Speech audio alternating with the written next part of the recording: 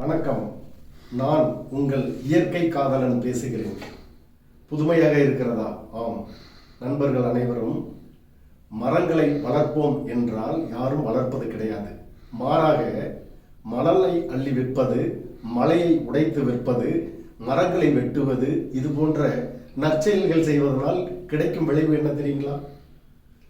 இந்த வாரம் மட்டும் நூற்றுக்கணக்கான மக்கள் தமிழ்நாடு முழுக்க மருத்துவமனையில் அனுமதிக்கப்பட்டுள்ளனர். எதற்காக என்று தெரியுமா? வெப்பம் தாங்க முடியாமல். இது போன்று வருங்காலங்களில் நடக்காமல் இருக்க என்னிடம் ஒரு அருமையான யோசனை உள்ளது. மகளிருக்கும் மாணவிகளுக்கும் இந்த அரசாங்கம் 1000 ரூபாய் மாதம் தோறும் தருகிறார்கள். அதில் ஒரு சிறிய நிபந்தனையுடன் இன்னும் 1000 ரூபாய் சேர்த்து தருகிறோம்.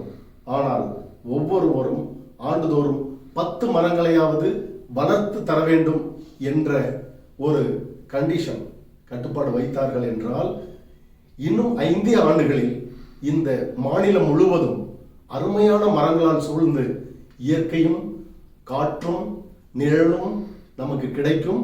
அதற்கு இந்த அரசும் சரி, ஒவ்வொரு தனி மனிதனும் சரி ஆவணம் செய்து நாமளும் நன்றாக இருந்து இந்த நாட்டையும் நலமாக பார்த்துக் கொள்வோம். நன்றி.